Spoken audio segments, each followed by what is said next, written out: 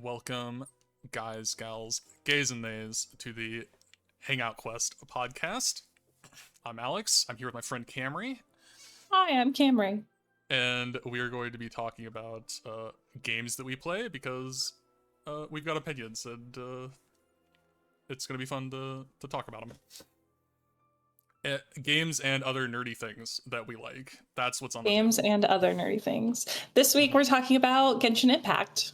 Oh yeah, it's Genshin all the way down, man. We love Genshin. Okay. All right, so my first topic as like an introduction to like us and like our relationship to the game. I've got this like argument that I've seen kind of floating around on the webs, and I don't really know. I think it's kind of more of a straw man argument. I see a lot more people referencing people using the argument than I see people like actually using the argument. But that's fine. We can do it. We can fight against nobody. Yeah, that's what podcasts are about. So the argument is that for Genshin, characters are not content. So, like, if a patch doesn't have an Archon quest or an explorable zone or something like that, then they've dropped no content.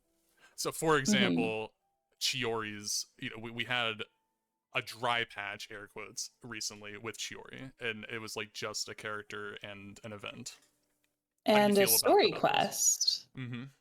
Well, I feel like that's just patently untrue because if an Archon quest is content, a story quest is also content. Right. So, I guess it would be that it doesn't move the plot forward. Oh, sorry. No, you're fine. I mean, yeah, there's going to be cycles in a game that's this big where the plot doesn't move forward. I think characters are content because we're spending so much time with these characters and their stories are still stories. Like in anime, when you have an episode, and actually a lot of people hate this, so I'm disproving my own point. When you have an episode that explores a character, instead of moving the plot forward, that is still content and it still matters to the overall story to me. Yeah, I think that's an interesting point because there's a lot of anime that the plot hardly moves forward, and most of that is romance animes, which are our favorite. So it's like true and agree. Animes are objectively better, of course, and I hate it whenever animes are all plot. It's like I don't, like why would I care about the plot anyway? Right. So I mean, it a little bit becomes about having a game that's so big that it's supposed to entice everyone who likes all kinds of different genres of stuff. So there's supposed to be action-packed parts, and there's supposed to be character-driven parts, and there's supposed to be parts that are just stupid mini games that I personally really hate, and parts that just let you explore, which I love. So I think it's a really narrow view to say that Genshin is not giving you anything if they're just not giving you stuff that's for you, when they're giving us stuff that's like for me. Yeah, and I also I would point out that so we did get an explorable zone we are currently on the Arlecchino patch, and it's like I fully believe that if we didn't get the explorable zone at all, the Aethermans of the internet would still be saying like this is a better patch. Like they would never call Arlecchino's patch a dry patch because they like Arlecchino more than Chiori. But it's like Chiori's gonna get called a dry patch. But like if we didn't get that explorable zone, people would still love this patch and would never call it a dry patch, even though there's no Archon quest and it's like just Arlecchino and Cyno's story quest. Right, but people are gonna say that those story quests do move the plot forward in some way because they give you more information about stuff that's already happened. I have not played either of them, unfortunately, so we can't talk in depth about them. But I know that they do. They lend back information. So I get where they can draw a distinction, but I think if you count a story quest, then you count a story quest. Like there's a Rex Lapis story quest that gives you a world boss. Is that not content? Because it's a story quest. It just drops lore. Yeah. Yeah, and it's just crazy because I fully like if we never advance the plot forward again, I would probably like legitimately be happier with the game. Like I love the characters. The characters are the reason I play, and I know that they're pretty much the reason you play too. So it's like Right. it's great to it's great that moving the plot forward with characters I care about is definitely a better like version of events. Like thinking of like Sumeru basically in comparison to I, I don't know. I guess they tried it in Inazuma, but I just Right. think And like beating Scaramouche is way different than or like it hits different because we know a lot more about him now. I guess because of story quests and stuff like that. mhm. Yeah, I think exploring the characters who are going to be big players throughout the game is important content that's helpful to the plot of the game. Like, if you just want action and adventure nonstop, play something else. Mm-hmm.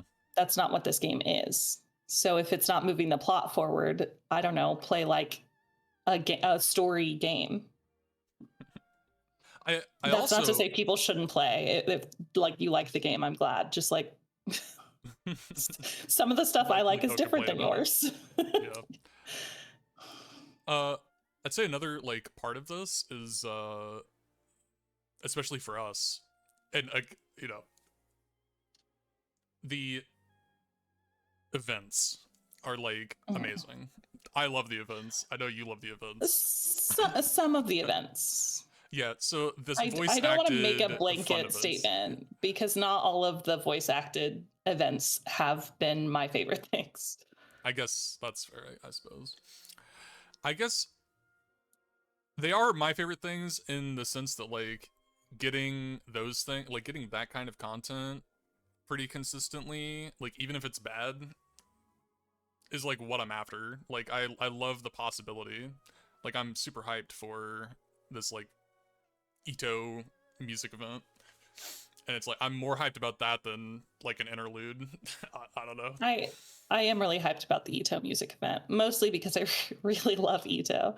Um, yeah, I mean, I think the things that are really plotty are often not as captivating or interesting for me than the sort of slice of life things that Genshin serves us. Mm-hmm. I like both things, obviously, but a thing about me that will become obvious to everyone as we talk always is that I hate when the stakes get too high. I want the stakes to never have been lower all the time.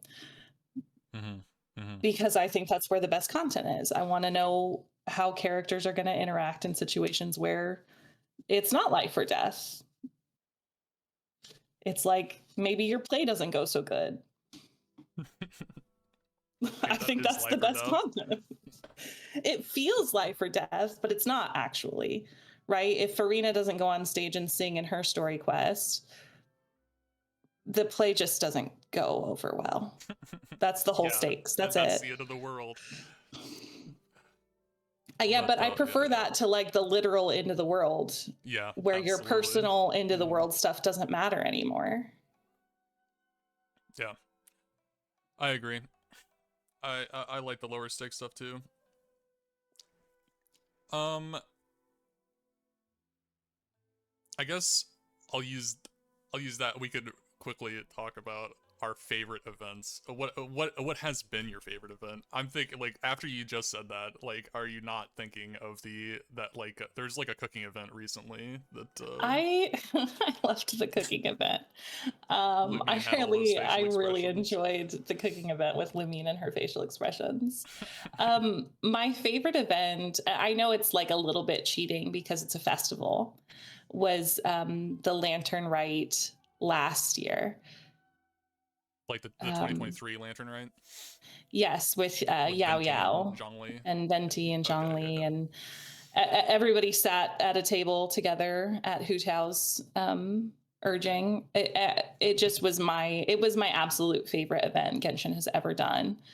Every bit of it was fantastic. I enjoyed the whole thing. I'm sure that there were parts that I wouldn't stand by if I actually rewatched the whole thing, but playing it, I was having a really, really great time. Because it did bring so many characters together who hadn't really been together. And it just like gave us a lot of new interactions, which I enjoyed Mhm. a lot. There were like Right. not a lot of NPCs. It was mostly like all of our favorite people talking to each other. The concert was not good in English, but in Chinese it was Dang, good. I can't believe you'd say that about your wife too. That's crazy. Well, listen, she was the best part of it in English, Right, right. but in Chinese it was much, much, much better. So, Dang, that's that's awful. I am too much of a baby. I wasn't here for that event. My first event was, I mean, was Wind Bloom the event right after that? I don't even know. I mean, not directly after it, but it was the next big festival I to my see. recollection. Well, that's where I started, was the 2023 Wind Bloom event, which was great. Mhm. Uh, It was great. The Interdarshan tournament also was a banger. That mhm. was just after that. Yeah, the Inner Darshan was definitely great. I think that my favorite event so far since I've been playing, if I can't count the official event, which was way well before both of our times, but Correct, yeah. uh, I love the Bottle Land with Idea. She was sick. Mhm. I really liked it, Yeah, and I the Secret Summer Paradise, I think, is mm-hmm, what it was, the Bottle Land. right. Mm-hmm. It I was liked a it really good whenever. time. I did enjoy it. I was Mm-hmm. a little disappointed that none of the characters I really love were in the bottle, Mm. but Kokomi that's was there selfish of me. Kokomi was there. and Kala. Uh, But yeah, it's funny I because mean, it was I just feel like like we learned a it lot was about really Kale, and we did we weren't that happy about it. it was a little bit of a character assassination on Kale. Well, you know what? In retrospect, I feel like Kale being raised by Tainari, this was just like she's getting more comfortable with us and being more honest, Hmm. because this is Hmm. who she probably really is. But it was a Which is very great. Eula focused event, which I know lots of people loved. Wasn't for me, so I'm just making all kinds So of enemies already today. you are making enemies. I can't. Well, The Eula maids. Oh no. you brought me here to be I honest, yeah yeah yeah. and I Eula, she's too much of a good girl. She's a church girl, like not the kind that I like. Not the secret closeted church girl. She's just like a church girl. oh no. True. What kind of personality is that? She just wants to end She's slavery just or so something. Goody two shoes. listen, I know that her thing is that she's a rebel, but she's so by the fucking book. I don't know if we're Right. supposed to curse. She's so extremely by the book. She is. Like, what's she rebelling? She's rebelling against a family who wants to reenact slavery too. Like, it's No, like like it's not I that agree that like that's a bad thing. It's no, also like a very obvious bad thing, and right? Yeah, that's literally what I'm no saying. one in the country likes them.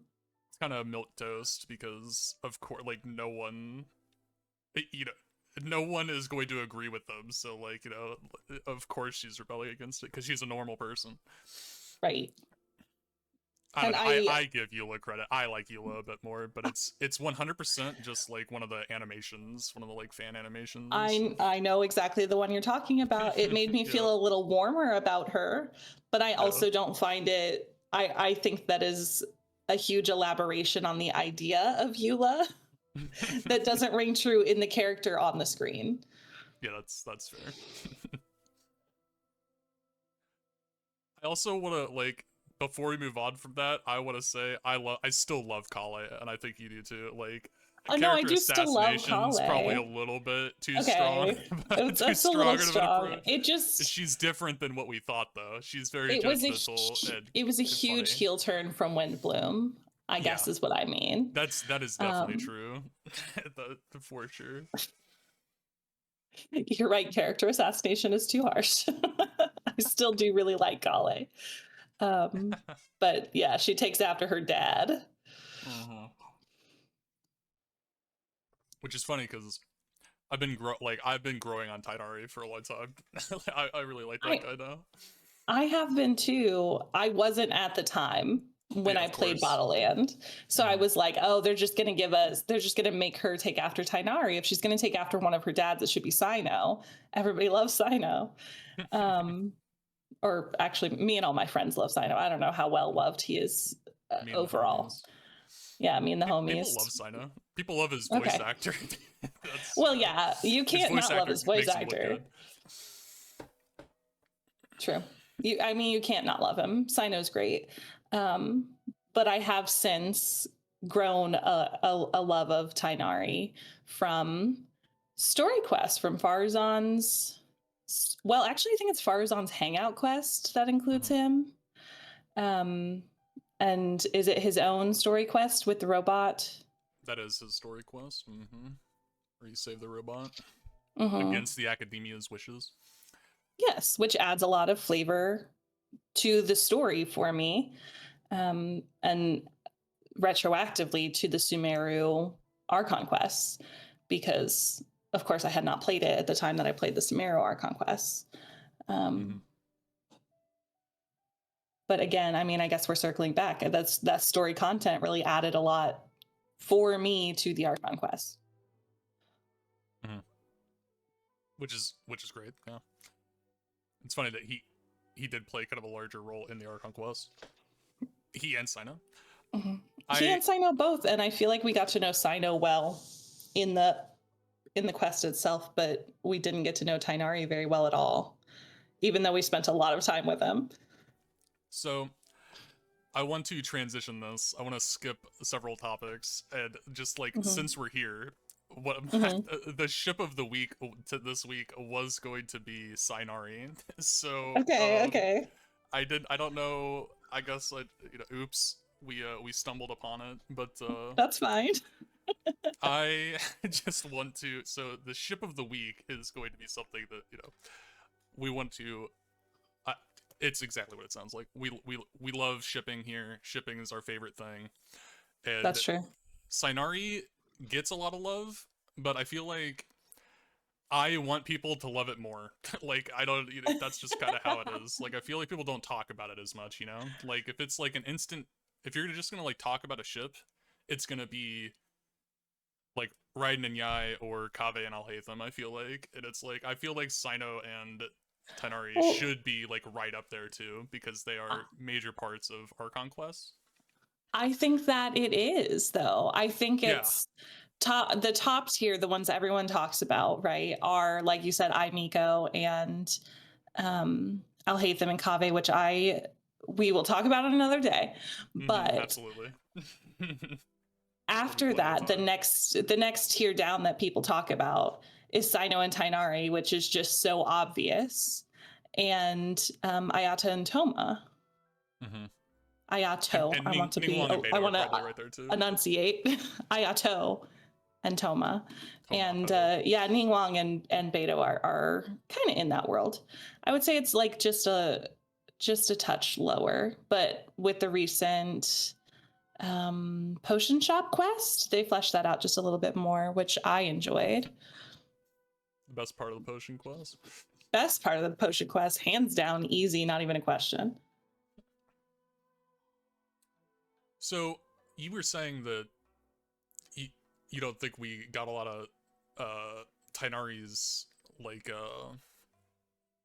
personality from the Archon quest. I would kind of disagree in that one of the major things I think about for the Sainari ship is I can't remember. Do you remember the exact thing that happened where we were talking to Sino for the Archon quest, and Sino tells us we had to go to Tainari's base of operations, the Perry's what's it called?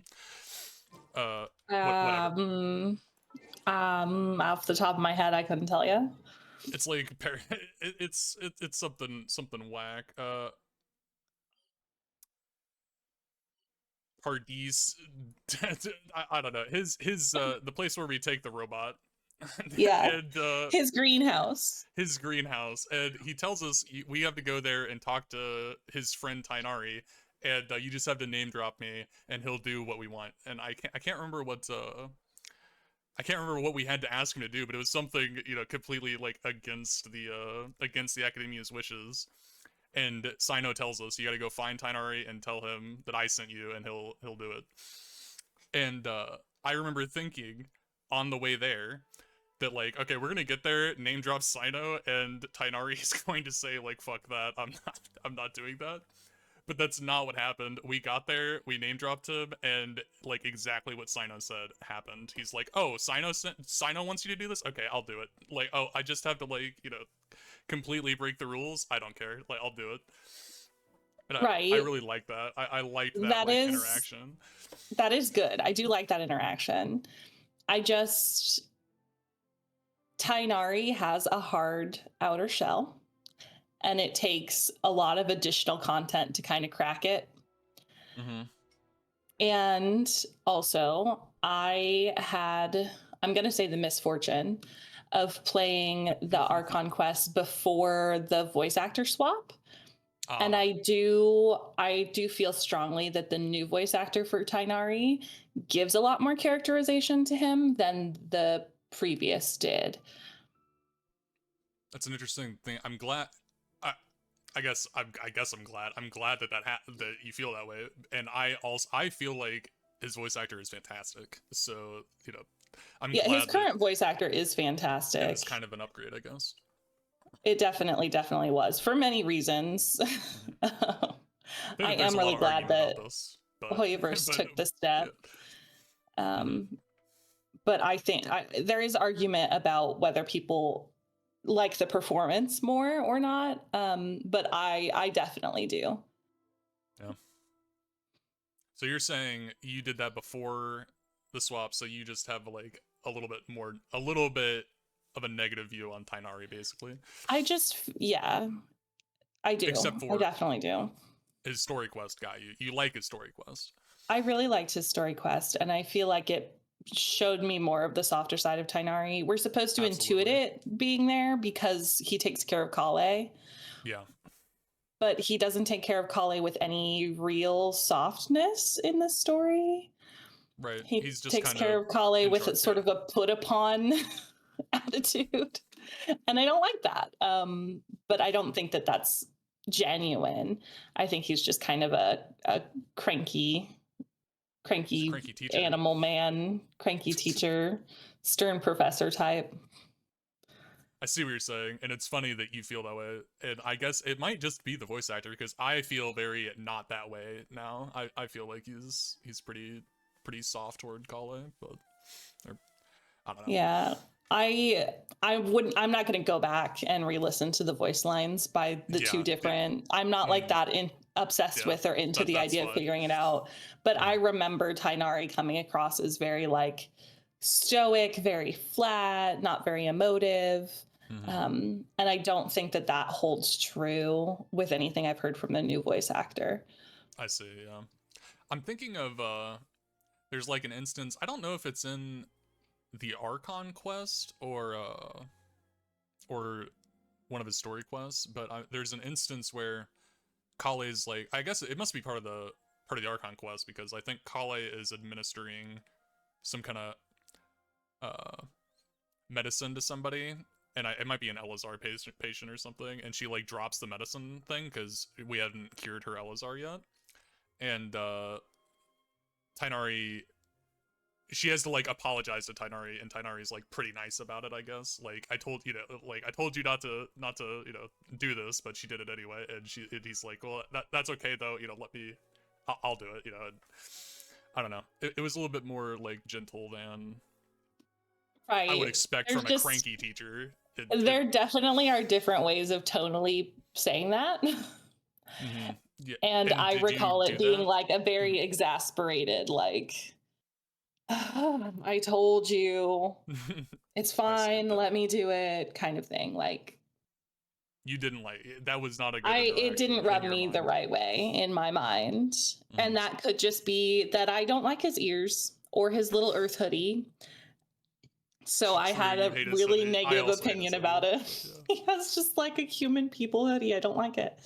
Um, I mean, I guess in Genshin, most of them are human people, but you know what I mean? Like a Yeah. 2023 Earth hoodie. Um,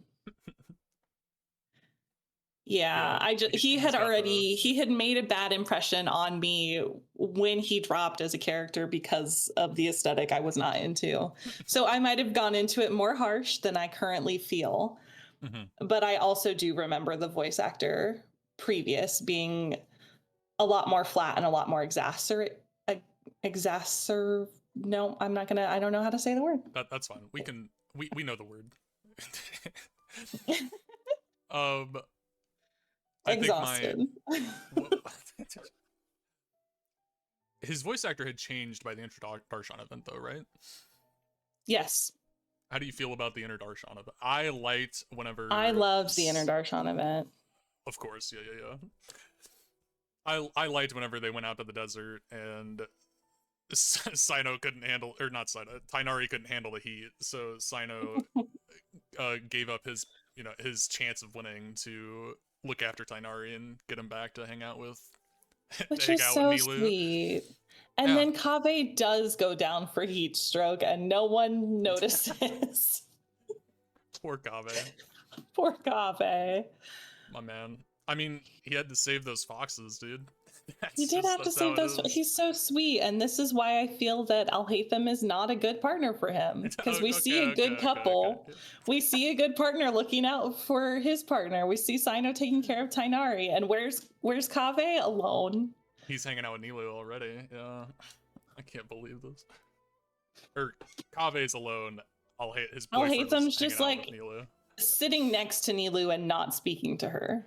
Right. I don't think that they like spoke to each other the whole event, dude. It was my impression, true or false, that they did not speak directly to each other at all, despite sitting next to each other the entire time. I guess they don't have much to talk about, She's she cares They about the don't, arts because and she's a he's good an person artless and he's a heathen. bad person. Oh, okay, that might be it too. I don't. Come for me. Alhaitham mains, Eula mains. I don't have any social media. You can't find me. Oh God. I never mind. I'll talk about how much I like Alhaitham later when Kaveh Alhaitham is our ship of the week. That's fine. We'll, tarnish our friendship over it. It's fine. That's fun. Yeah, it's okay. So my big topic that I wanted to talk about now that we've kind of gone through this was the Archon quest for Fontaine versus Sumeru, which is it's funny because we've kind of already been on Sumeru, I guess, for a while. But my Yeah. my point though is, or like, what I really want to get to the bottom of with you, because you've heard this thesis from me before, but we haven't really gotten to the bottom of it. I guess is my point. That I think that the characters in Fontaine are the best characters we've gotten so far, but the Archon quest isn't that good. Like, I think that Sumeru has a better storyline and almost as good of characters. So like, I want to compare with you the Fontaine region basically as a whole versus the Sumeru region as a whole, which I know you like both too. And it's like, I I like do agree that they're the both. best regions we've got, but like for I maybe need to watch like a playthrough of all of the Sumeru cutscenes. I remember really vividly the Groundhog's Day stuff with Nahida. Mhm. I remember the Scaramouche boss fight being really satisfying and well built up. Mhm. I remember loving Sino. liking Kale, Dia. hating Alhaitham, loving Dia, My favorite character. and Daenerys. But with the Fontaine Archon quest having been much more recent for me, it just sticks a little more in my mind. But I can easily say the Traveler's behavior throughout the Fontaine story quest was so strange Completely and unacceptable. and out of sync with their behavior in literally every other region. To the point that it made the whole quest a lot less enjoyable overall. I also think. Oh yeah, go ahead. I guess I was gonna point out that like I feel like the Traveler almost didn't have a personality at all in the other regions. Like even Sumeru, where the story quest or like the Archon quest is pretty good. I feel like we as the Traveler didn't like input a whole lot. It was mostly just us like hanging out with with the other characters and just kind of like doing what like Nahida told us to do. And it's like in Fontaine, we have ideas as characters, and they all suck. Like, the main character finally has a personality, and it turns out their personality is terrible. So it's like that's how I feel about it. Yeah, I prefer my self-insert to just be a little bit more blank, so that I can self-insert a little more, because I would never look Navia in her beautiful face and say, I don't have time for you. Which you do I just wouldn't. over and over again. I just wouldn't, and Lumine did it so many times. I also felt that the boss fight of the whale was nowhere near as satisfying, well-earned, fun, or interesting as the Scaramouche fight. Absolutely. I haven't thought about like that like kind of direct comparison before, because that's a fair comparison too, I'd say. Like they're both kind of the weekly boss at the end of the storyline. Yeah. There's like, Storm Terror. There's Storm Terror, there's Raiden, there's Child, there's the big sea monster. Which didn't turn into a weekly. But was a really interesting fight. Mechanically, I don't know. I don't know mechanically. It was whatever. We're level 30 anyway, you know, the mechanics didn't matter that much. Right. It was cool. The mechanics were Shinha was hot when she beat it up. Beta was hot when she beat it up. That's fine, you know? Yeah, even Yanfei was kind of hot. Yeah. Yeah, every other like set piece fight, boss fight that we have had, replayable or no, has been better, in my opinion, in every way than the whale fight. That might just be we don't like Child very much here, so that might be. Yeah, but the Child fight is better. Yeah, I would agree that the Child fight's better. I'm just saying that maybe we'd be a little more hyped about it if hyped about the whale if we cared about Child's whale, you know, since that's I just so completely disagree. You think so? Because the whale just comes out of nowhere. The whale is a plot twist that Honkai Star Rail is part of the story or some shit with Skirk. Skink? Skirk. It's Skirk. Skirk. Yeah. I mean, he talks about her previously, and I mean, he's got the whale motif, you know, like, I don't know. Right. My argument is it didn't come out of literally nowhere. It came out of pretty much nowhere. It came out of pretty much nowhere. Make the whale a weekly boss in a second Child story. I would hate it because I don't like Child, but it would make a lot more sense. But tacking it on to the end of the Archon quest, when basically everything that we know about has been resolved, and then going, oh, actually, nothing that we've built up actually is the thing that's going to flood Fontaine. It's this whale that you've never heard of. Yeah. It's interesting. I recently listened to or watched whatever. I was recently reminded of there's a cutscene that was used in one of the like the 4.1 trailer or something, but it's whenever Nouvelette is sealing up, like the primordial sea is busting out of the like in the Fortress of Meripede, Mhm. and he does his thing and seals it up again, and he has a little monologue talking about how like this sentence is too severe. That's the line that he like ends on, Mhm. and it's like that kind of implies a more interesting story, I feel like, and it's like a completely not a dropped plot, but it's like it's like he made an assumption and then it was wrong, and I feel like it's a better story if like what I got from that line basically is that there was like an entity that was sentencing uh Fontaine to death, and I guess I guess the Celestia is the one doing that, I guess. But Mhm.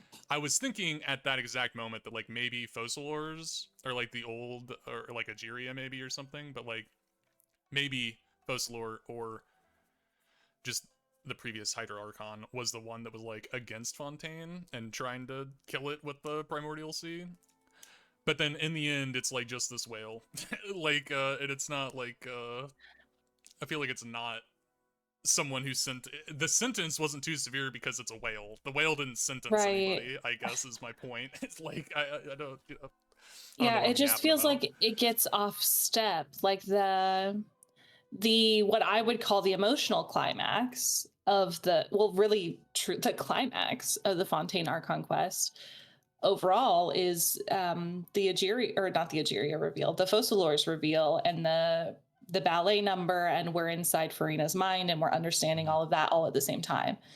And it comes to a head with Focalor's death, releasing her power back to the Hydra Dragon, Mm-hmm. which is all really cool. It's fantastic. It's absolutely the best And part of then the all of a sudden whole there's thing. this whale. Yeah, and then we deal with the whale. Yeah, and I can hardly control my character because of how much I really hate the main character now. Like I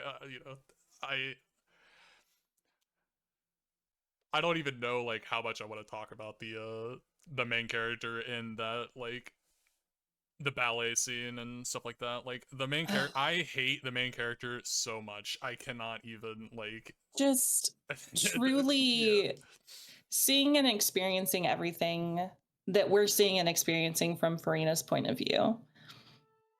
And then it gets to the point where we're in the box and she's about to tell us what she's going to tell us. Mm-hmm. And Lumine, or Aether, if you're worse, Yeah. um, goes, "Oh, I finally am going to get to hear it. I hope she tells me that she's not Focalor." Totally. When it's so noble and tragic and heroic for her to continue to pretend in that moment, which is what she does. And then our character is disappointed. No. And He just I'm wanted upset what he by that. wanted. He was completely uninterested in Farida's like feelings in that moment. And I like that was absolutely the last thing on his mind. Or their mind. And I will never forgive them for it. Basically, that's exactly why that scene is so terrible. That scene with whenever you revisit the box, and then also just whenever they're still out, before they go into their subconscious, into Farina's subconscious, and like the Oratrice is about to kill Farina, and the MC like runs across the court to try to like get to her to save her, screaming like, "Oh no, I can't get what I want if she dies." And then Right. like then they touch the tear and go into her subconscious. It's like that I will also never forgive them for. Like I cannot believe that they like literally said the words like, "I can't get what I want if she dies." Like I cannot I believe mean, that they that's didn't like the literally actual. say those words, but yeah, that was it. It wasn't, "Oh, Farina, a person that I care about." Yeah. Yeah. I can't stand it. I agree. They decided to make a really strong characterization for the traveler. in Fontaine, and it is not one that is consistent with literally any other content, which includes the Traveler. Mm-hmm. And we don't have the option of not being a dick. Like, usually when they have an option of being a dick, there's also a nice option, and it's just dialogue that doesn't matter. But we're just constantly in Fontaine going like, I don't care about anything anymore until I can see my sibling. But when did that character change occur? What caused that? Right. And I don't even know, like, it never did occur. I feel like, because like now we're post Archon quests here in 4.6. Now we walk around Fontaine like offering help to everybody because we're Right. over it. In Navia's story quest, she's literally like, "Do you have anything going on today?" And we're like, "Nah, Yeah, we can hang out for it's crazy. days." Right. We're completely uninterested in our twin now, for sure, because we just had to use that as an excuse to not help Navia and Farina along the way. And Lenny and Lynette and I get they're harbingers, but also Child is our best friend. We're gonna help Child with all of our hearts. I ate it. Child who's an actual harbinger, not just an orphan adopted by Fatui people. Like, come on. It's so terrible. I will also never forgive the main character for how he treats Liddy, Lynette, and Fribide.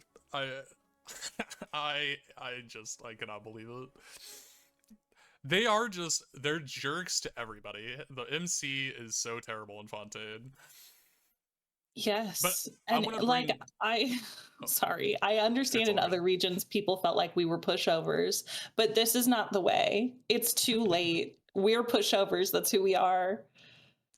And I feel like I feel like us being pushovers wasn't a problem in Sumeru, and I want to bring us back to the comparison here for Sumeru and Fontaine, because I feel like the story quests and like characters in Sumeru were just a little bit weaker than Fontaine as far as like depth and like complexity goes. But it's like I feel like Fontaine gave themselves a lot more rope to hang themselves with, basically. Like, they had more wiggle room, and it worked completely against them. Whereas, like, Sumeru, the characters were pretty complex and, like, pretty deep and really well executed. And, like, so, like, they're not, like, super groundbreaking or anything, but they were just, like, better overall, is kind of my stance. That, like, specifically, like, Farina and Nahida kind of have similar, like, story arcs, I guess. They're both, I don't know, kind of imprisoned for a long time, alone for a long time, stuff like that. Right, trapped observers. And it's like, Farina is definitely more complex and rich of a character than Nahida. But I think that Nahida's story was just better executed. Like, I feel better about everything that happened in Nahida's, world than Farina. And it's interesting because I feel like both of our favorite characters kind of have kind of direct comparisons, because it's another direct comparison I can make is Navia and Dia, because they both have these like daddy issue like quests, and I think that respectfully, I still love the phrasing, but yeah. Dia's story quest is like my favorite in the game, and it's just I don't know how you feel about. I know you love Navia's story quest.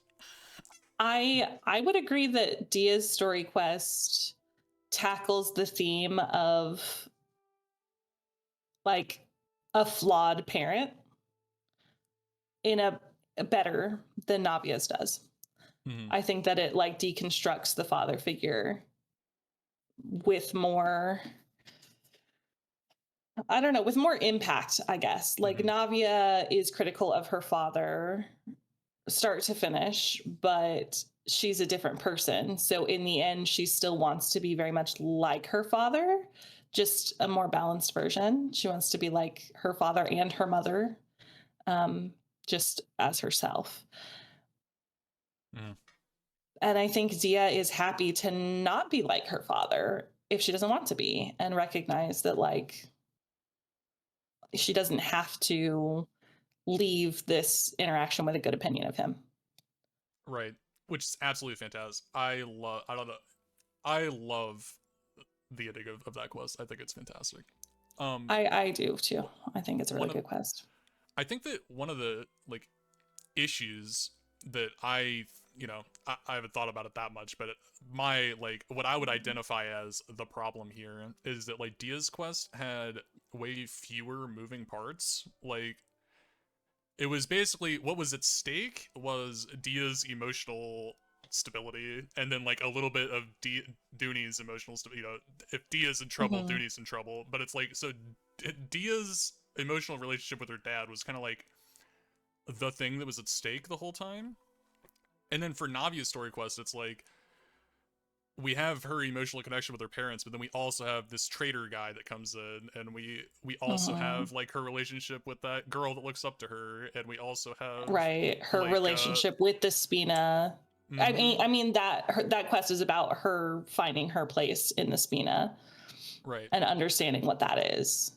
I just feel like we got there with a lot more like tools than we needed. Mhm. Like we didn't need the terrorist group blowing up the thing. Like I completely agree with that. Now, do I like the cutscene where she's like, there's an explosion going on behind her and she's super cool? Yeah, I love well, that yeah, cutscene, of of course. course. Yeah. I don't want to lose the cutscene, but I agree there was like one too many things going on, one too many irons in the fire to really bring the impact, Mm-hmm. the Genshin impact of Right. that quest For home. impacting. And I feel like that's a like kind of a microcosm of my opinion of Sumeru versus Fontaine is like it's kind of that Mhm. same argument all the way through, like all the Yeah. way down. It's that In Sumeru just Fontaine, had there's like always one too many things. yeah, they just bit off more than they can chew in like almost every single like instance. And then Sumeru, Mhm. it's like was almost perfect in the like amount they tried to tackle. Yeah, I And I think think they I got away would with it. agree with that.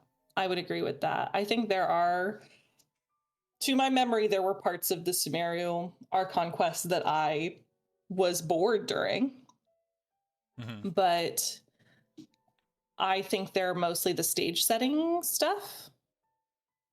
I wasn't bored during the Groundhog Day. Did it go on slightly too long? Yeah, probably.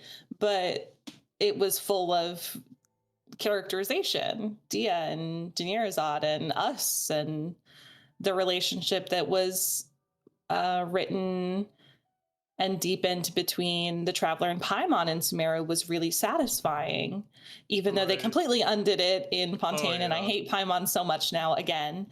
Um, there just was a lot of I forgot fantastic about that. character work in Sumeru that required some setting of the stage that was just less flashy than Fontaine was.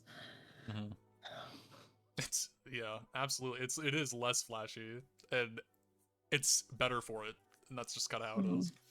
It's. I think that the traveler relationship with Paimon is a really good example of that. Like that's very simple. It's like these people who we've been like traveling with this whole time up to this point. Like we're just gonna make a friendship with them. Like that's pretty simple. But they brought that friendship to the forefront, and it was fun. It was like wholesome and good Yeah. to get the traveler and Paimon like actually liking each other. That was cool. Yeah. There was that really heartbreaking moment where you're trying to break out of the Groundhog Day cycle and you go missing for a day, and Paimon is like beside herself, worried about you. Mm-hmm. That's just very Right. sweet. I don't know what's sweet about it. I She's just the really unnamed liked it. god, and she was just worried that she lost track of the main character, so Yeah, she yeah, can't keep yeah, an eye on yeah. us. I disagree. I now I didn't want it to be true back then. Now I hope she's the unnamed god so that we can destroy her. I think you're Yeah. gonna get your cake and also have it smashed in your face. No. I don't think we're I gonna want get to eat any cake at the end of this game. Unfortunately, I'm really worried about how they're gonna tie this all up. I think the best case scenario for me now, the way I feel about the Traveler is like I want us to meet our sibling, and I want our sibling to tell us to fuck off because like they're not actually here to like end the world or like bring back Conria. They're just running away from us because we're jerks and they don't want to be with us anymore. Like that's what I want I the end of the mean, game to be. I want that for your game, but because evil Lumine is great. But Evil Lumina is great. as good sweet Lumine, I want her to find her brother and him be like, "Aw, it's all right, sis. Everything was fine the whole time. It's all a simulation in the simulated universe," which I'm pretty sure is going to be the stupid ass twist. Oh no. It might be. Oh The no. skies are fake. The skies are fake, and we know that our siblings cycled ahead of us Right. in time. I don't know what that means. They exactly. did this all, I don't know, but they've implied that the Traveler has done the exact same loop that we're currently doing, right, under slightly different circumstances, and they imply it a lot. I created another That like our sibling moved through in the like 100 years ago or something. Right. But basically did all the things we're doing. So I don't know. It's gonna be something dumb. I don't know. I had a lot of faith until the whale, and now I have no faith at all. Oh no.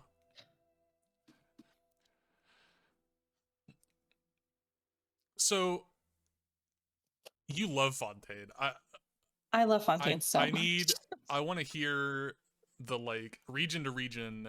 You think Fontaine is better than Sumeru potentially, or I what, think you know, what's the what's region wise, world explore wise, putting the story aside, Fontaine is my very favorite. I think Liyue comes next, and then Inazuma, then Sumeru, purely because of all of the fucking desert. I cannot with the desert. You hate, yeah. Everyone hates the desert. And then Mondstadt. I see, yeah. Just because Mondstadt is, I spent a lot of time there. I don't know. It's kind of uninteresting to me. Right. But that's story set aside. What about like considering the story?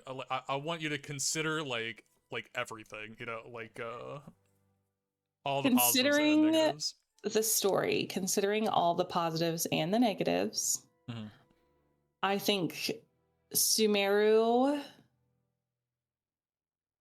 cannot be first because I just hate the region, but the story is absolutely first. Fontaine cannot be first, although I absolutely love the region and all the characters because I'm dissatisfied with the story. So I'm going to tie those two at second place because I think if you take everything together, my esteem for them is equal.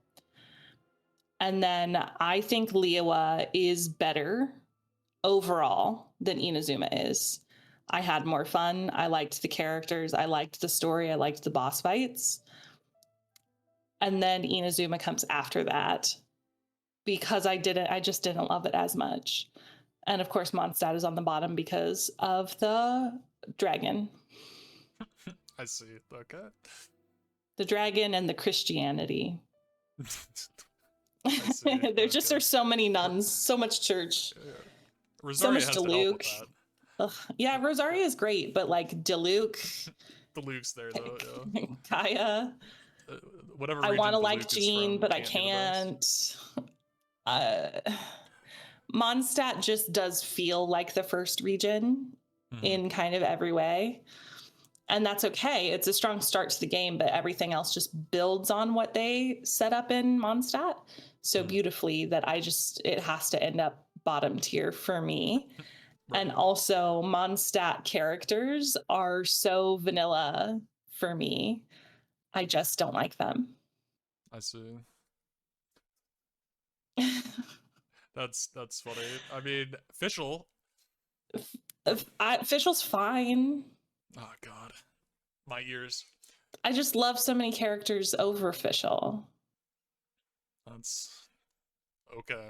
Okay. Okay, what's your ranking of taking everything together? I think taking everything together, I think Sumeru is my favorite. Like I don't I guess, interact with the exploration as much as you do. So like I hate the Yeah, desert obviously, but that's not a problem for I'm me an because I just don't exploratory do anything bitch. there. Yeah. So Yeah, like well, I also don't do anything there, and it is a problem for me right, because that's I an like issue to for you. explore. Yeah. Yeah. It's just like it's a non-issue for me. So Sumeru, like that is a negative, but it's not that much of a negative. Also, I love Eru Village. That's what I think of when I think of the desert is just Candace Like, and like I her like her Aru home. Village. Yeah. You love it because of Candace. Yeah, Aru exactly. And then Village as a location kind of blows because it's like 3 levels and it's hard to navigate. I I kind of like it. I don't know.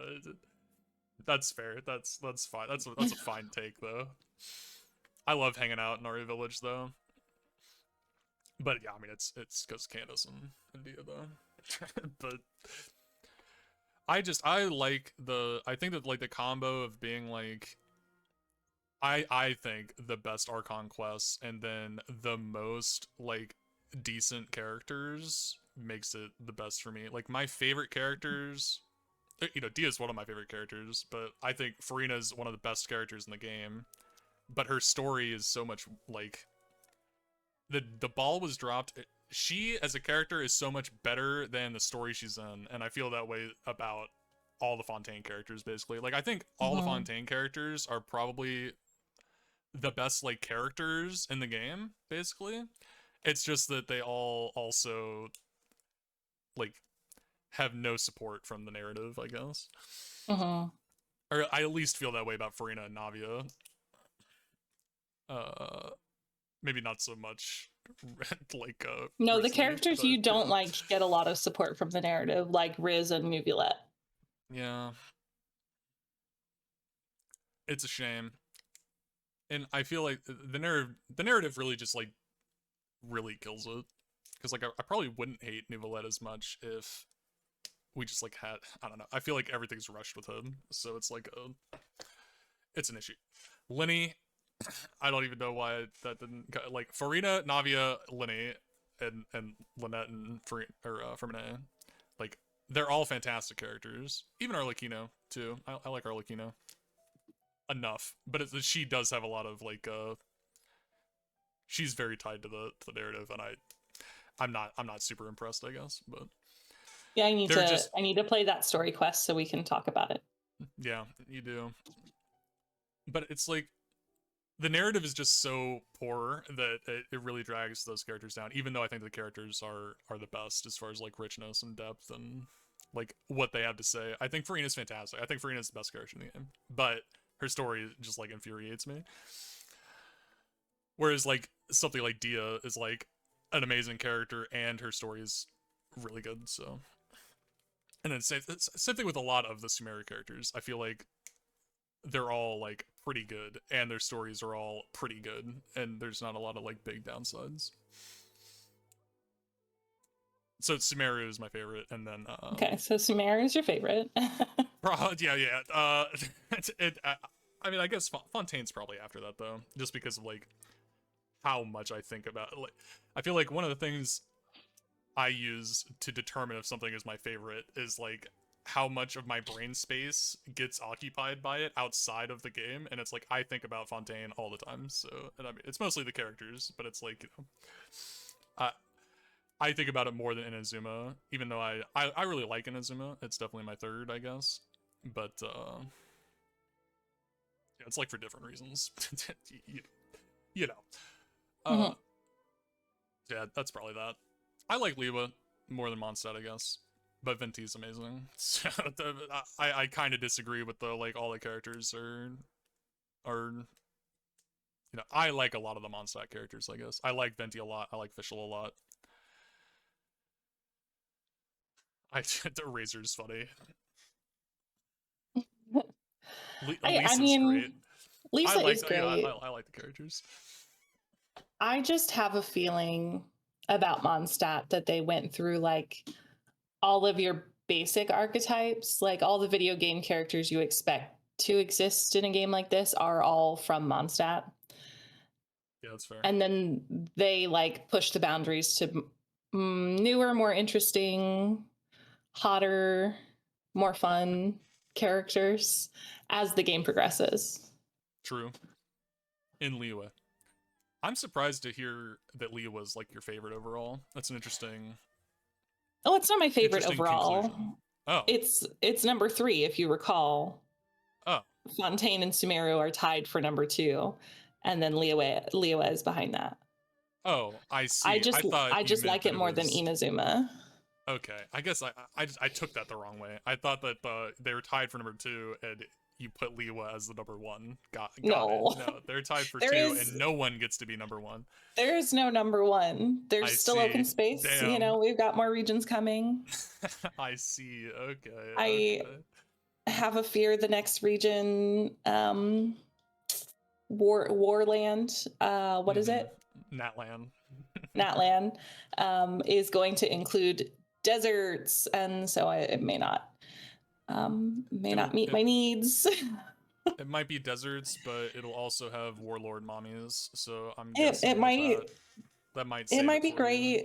There could be rainforests. There could be cool temples, pyramids. Like, I know all the influences that they're drawing from are really interesting things.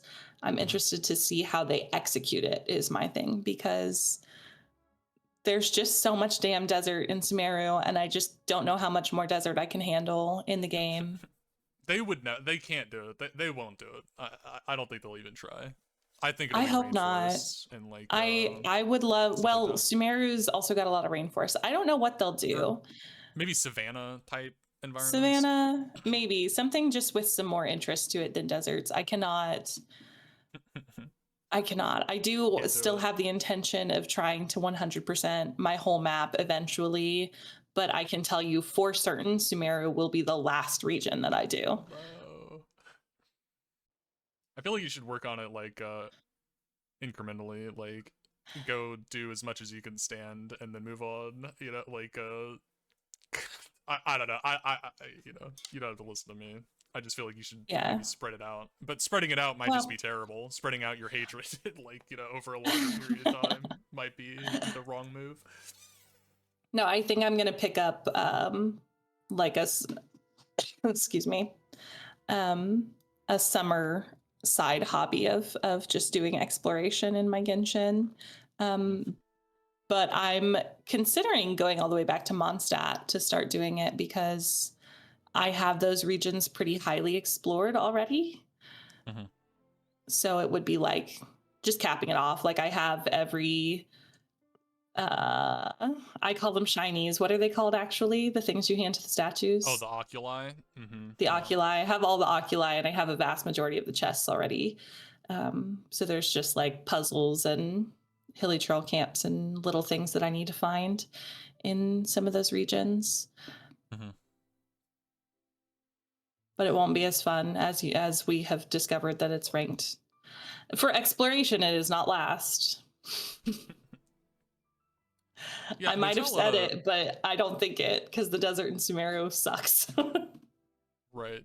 There's not a lot of like as far as like fun stuff to do. I feel like there's not very many exploration mechanics in Mondstadt. It's just like those like tunnels, basically. Mm-hmm. Yeah, and I low-key kind of hate those. Right.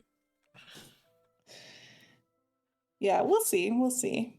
Maybe I'll grow a new love for one of the regions and exploring it, and we'll have to come back here and re-rank, but... Right. It's all good. We'll see about Natland. I'm interested, you know. I also don't know how I'm going to feel about it. Mm-hmm. It's an interesting... I'm open to it. I think it's a good idea. All right. Yeah. I'm excited to have lots of new map. We'll see how it goes. If it's desert, I'm upset. I'll still play it, but I'm upset. There's no way. There's no way it will be. They know how much people hate the desert. Yeah, but we all said that they would stop giving us desert in Sumeru, and then they gave us 3 more patches of desert after everybody said that. So they had already done that, though. You know, like that was like, you know, all that was done, you know, whenever Sumeru was announced. So it's like, that's you know, true. That's true. I feel like, you know, Natlan is being finished up now, you know, and I feel like they had time to take in that like consideration, I guess. Mm. All right, my last topic. I wanted to end with the ships, but we could end with this. I've got another your favorite character, but this time it's going to be parentheses death game. So basically, I'm asking what character would you, or so are you familiar with the death game genre of TV show? Like Squid Game? Like Squid Games. Mm-hmm. I guess so. So the idea here is, what character would you choose as your champion and trust your life to if them surviving a death game is the goal here? So like you have to pick a champion and they will go on your behalf into a death game, and I will use ChatGPT to create a death game. So we will pick our champions, and then I'm going to ask ChatGPT, and then we will evaluate our likelihood of survival. Oh no! So we won't know what the game is before we go in. That's right. Yep. You gotta pick some. You gotta pick it before. Okay. So you're gonna hate my pick. My theory about a death game is that the only way to actually survive and to win is to lack any semblance of empathy at all. Not a single shred. Gotta pick a psychopath. I'm picking Alhaitham. Okay. I am so surprised to hear you say that, but I do agree that Alhaitham is a great pick because he's really smart. He's willing to work as a team. He's really strong.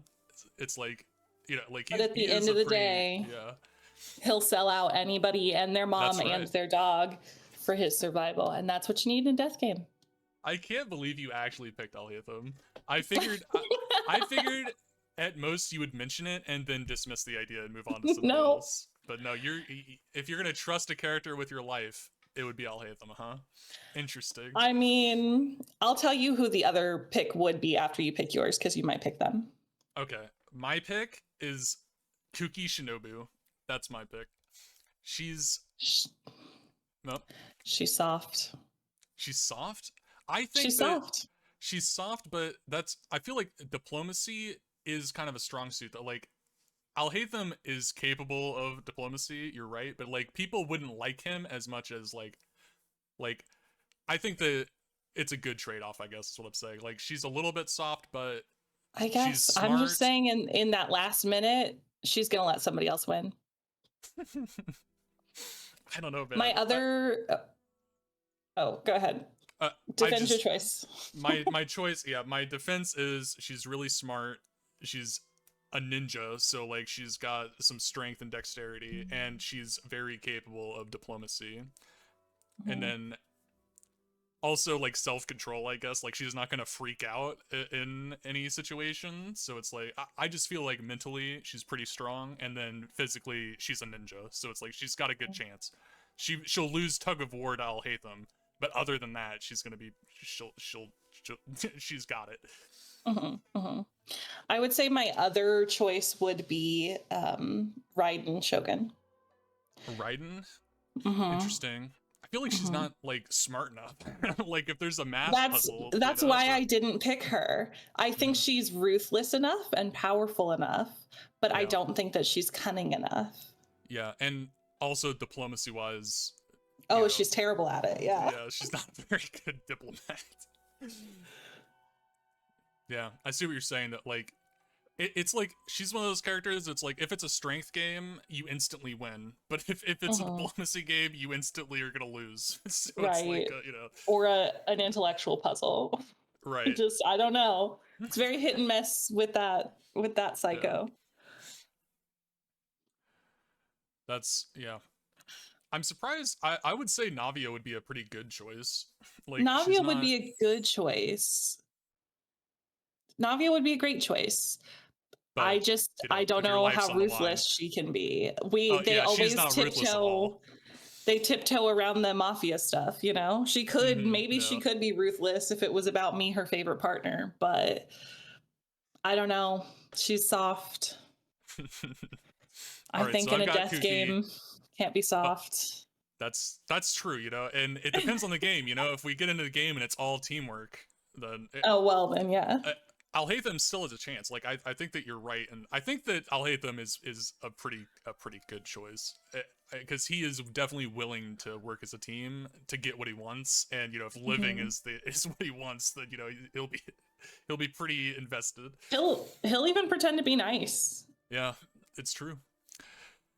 All right, so ChatGPT gave us the terminal countdown. So we're going to read this and then determine our chances of winning with our character. Okay. Players find themselves trapped in a high-tech facility organized by the Syndicate. We wake up in a sterile room, no memory of how we got there. We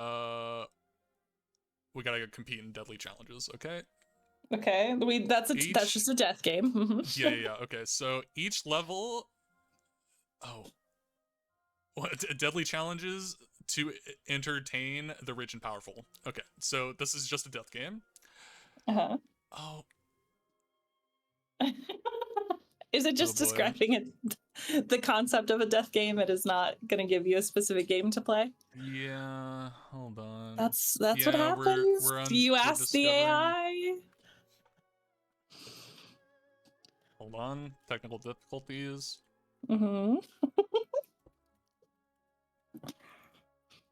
Give me a squid game.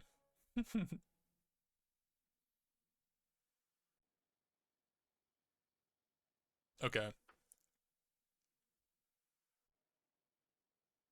We might be able to glean a little bit of something out of this. We're dropped into a neon labyrinth. Ever-changing labyrinth filled with neon lights, mirrors, and illusions. They must navigate through its twists and turns while facing various obstacles and traps designed to test their physical and mental endurance. I think that physical and mental endurance, Kuki and Alhaitham are pretty closely matched. However, Alhaitham uses mirrors. He is a mirror boy. He's a mirror boy, and I think that gives him an advantage. Interesting. He knows all about mirrors. Let's see. Is it cooperative, or are we against each other? As in Squid Games, contestants form alliances to increase their chances of survival. However, trust is a rare commodity. Wow. Let's see here. Throughout the game, contestants are faced with moral dilemmas that force them to question their humanity. Will they sacrifice their principles to gain an advantage, or will they uphold their values at any cost? Okay, so Alhaitham would have Alhaitham beats Kuki out there. Yeah. She's soft, and she's very principled. Dang, dude. I need a specific game. No, I just won that game. Kuki wins at the cookie game. She does. She would definitely win at the cookie game. I think Alhaitham's got a chance. He's got a chance, but I think she's better with knives. Yeah. Like, yeah, if that's like a race or something, then we've got it. Oh my god. Alright. We've got the Eclipse of Souls death game here. We're getting crazy with it. Each participant's soul has been fragmented and scattered across the town. Players must explore and decrypt. Fucking, I don't know what it's saying here. We got to do puzzles to find the fragments of our souls. Well, again, I feel like Alhaitham has an advantage because he has much less soul to go around than Kuki. Oh my god. Oh, that's awful. All right, I take it back. It's so mean. Geez. So mean. That's how it is, dude. I get it. The town is rigged with deadly traps and obstacles. Agility, intelligence, and courage. I think they're pretty evenly matched. There's a time limit, and we're faced with more dilemmas again. I can't get ChatGPT to give me anything. If there are moral dilemmas, then Alhaitham wins because he does not feel as strongly about any of his morals as Kuki does. Yeah, absolutely. I see what you're saying. So the cookie game.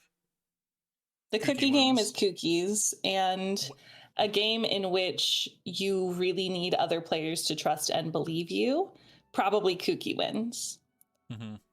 But any cutthroat game where you need to get out on your own or you need to be immoral to win, Alhaitham wins.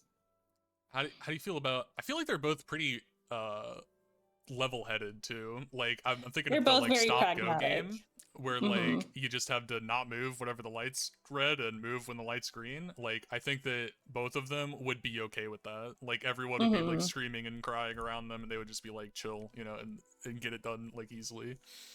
I agree. Kuki would have an issue if Ito were there. He'd be a liability because he'd be If freaking Ito out. were in But, it, let's say Ito is there with Kuki and Kaveh is there with Alhaitham wins because he just leaves true, Kaveh. Yeah, he just leaves them. Kuki couldn't leave Ito. No.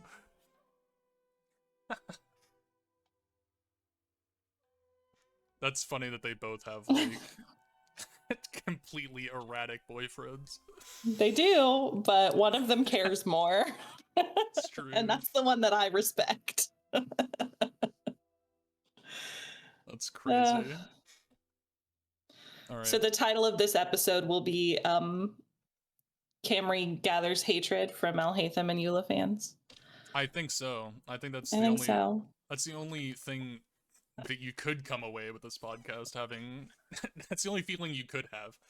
I think maybe maybe I just have garbage takes. I don't know. Hey, These are the ones that I have. I'm with you. I like Alhaitham more than you, but not enough to defend him. You like Alhaitham more than you like me? Damn. Oh my god. I can't believe this. I can't believe this is how we got to the truth. I got him.